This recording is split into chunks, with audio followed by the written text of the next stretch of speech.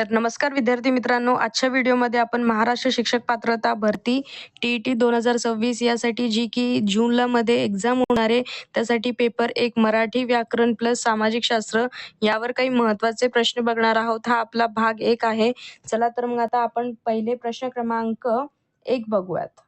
तर परागती या शब्दातील उपसर्ग कोणत्या भाषेतील आहे?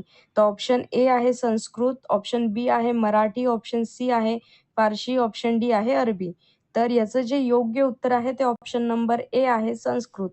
तर परागती या शब्दाचा जो मूळ उपसर्ग आहे ते कोणत्या भाषेतील आहे? तर हा संस्कृत भाषेतील आहे. हे याचं योग्य उत्तर आहे. प्रश्न क्रमांक 2, तो इतका हळुवार चालतो की तो वेळेवर पोहोचणार नाही, हे वाक्य कोणत्या प्रकारचे आहे?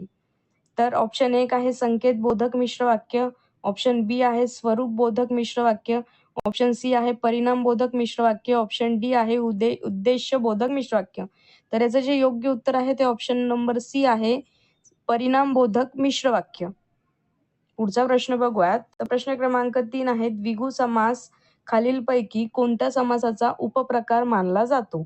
ऑप्शन ए द्वंद्व समास, ऑप्शन बी कर्मधारय समास, ऑप्शन सी अव्ययभाव समास, ऑप्शन डी बहुविरही समास. तर याचं जे योग्य उत्तर आहे ते ऑप्शन नंबर बी आहे कर्मधारय समास. प्रश्न क्रमांक 4, गायीने गवत खाल्ले या वाक्यातील प्रयोग ओळखा. ऑप्शन 1 प्रधान कर्तृक कर्मणी, ऑप्शन 2 नवीन कर्मणी, ऑप्शन सी सकर्मक भावे, ऑप्शन डी समापन कर्मणी. तर याचं जे योग्य उत्तर आहे ते ऑप्शन नंबर ए आहे प्रधान कर्तृक कर्मणी. हे जे प्रश्न आहे ना हे TET 2026 ला हमखास विचारण्यात येणार आहे, कारण की हे जे प्रश्न आपण विचारण्यात आलेले हे वारंवार रिपीट होणारे प्रश्न आहे. त्यामुळेच तुम्ही हे नक्कीच करा, कारण की खूप महत्त्वाचे प्रश्न आहे. 2026 साठी हे तुम्हाला खूप फायदेशीर ठरतील. 2026 साठी IMP क्वेश्चन आहे. तर प्रश्न क्रमांक 5 बघूया. पुढीलपैकी अन्वय या शब्दाचा योग्य समानार्थी शब्द कोणता? तर ऑप्शन ए आहे विरोध, ऑप्शन बी आहे संबंध अनुक्रम, ऑप्शन सी आहे विसंगती, ऑप्शन डी आहे तटस्थता. तर याचं जे योग्य उत्तर आहे ते ऑप्शन नंबर बी आहे संबंध अनुक्रम. तर अन्वयाचा हा समानार्थी शब्द आहे. पुढचा प्रश्न बघूयात. त्याचा प्रश्न क्रमांक 6 आहे उद्गारवाचक अव्यय ही व्याकरणिक दृष्ट्या कोणत्या प्रकारची अवयव असतात? ऑप्शन ए आहे केवळ प्रयोगी अव्यय, ऑप्शन बी आहे क्रियाविशेषण अव्यय, ऑप्शन सी आहे शब्दयोगी अव्यय, ऑप्शन डी आहे उभयन्वी अव्यय. तर याचं जे योग्य उत्तर आहे ते ऑप्शन नंबर ए आहे केवळ प्रयोगी अव्यय. मी तुम्हाला वारंवार सांगत आहे की 2026 साठी हे जे प्रश्न आहे TET एक्झाम त्यासाठी IMP क्वेश्चन आहे. याचा भाग 2 आपण लवकरच घेऊन येणार आहोत. जर तुम्हाला हे प्रश्न कामी येत असेल, म्हणजे जर याचा तुम्हाला उपयोग झाला असेल तर मला कमेंटमध्ये नक्की सांगा. याच्यावर आपण आणखी प्रश्न बघूयात.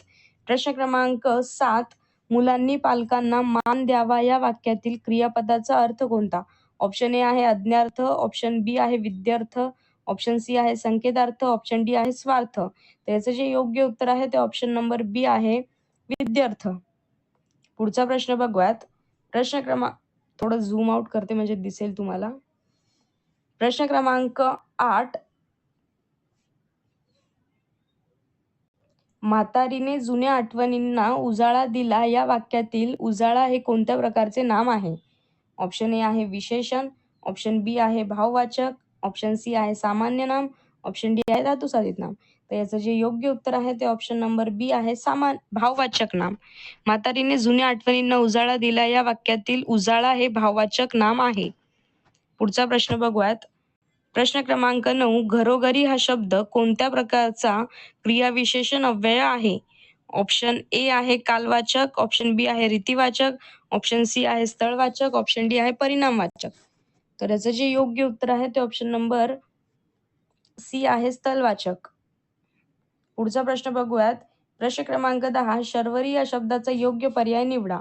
ऑप्शन ए आहे रात्र, ऑप्शन बी आहे स्वरादी, ऑप्शन सी आहे अंतस्थ, ऑप्शन डी आहे उष्मे. तर याचं जे योग्य उत्तर आहे ते ऑप्शन नंबर ए आहे रात्र. तर शर्वरी या शब्दाचा योग्य पर्याय हा रात्र आहे. तर अशाच प्रकारची आणखी व्हिडिओ बघण्यासाठी आपल्या चॅनलला लाईक, शेअर आणि सबस्क्राईब करा. तर हे जे प्रश्न आहेत ना, ही जी PDF आहे, जर तुम्हाला पाहिजे असेल तर मला कमेंटमध्ये नक्की सांगा. TET 2026 साठी महत्त्वाचे असे प्रश्न आहेत. IMP क्वेश्चन आहे, जे की तुम्हाला खूप फायदा होईल याचा. नक्कीच या प्रश्नाचा सराव करा, कारण की हे जे प्रश्न आहे, हे वारंवार रिपीट होणारे आहेत. याचा तुम्हाला नक्कीच फायदा होईल. त्यामुळेच सांगत आहे, की नक्कीच हे प्रश्न करा. अशाच प्रकारचे आणखी व्हिडिओ बघण्यासाठी आपल्या चॅनलला लाईक, शेअर आणि सबस्क्राईब करा. नवीन असेल तर फॉलो करायला विसरू नका. धन्यवाद.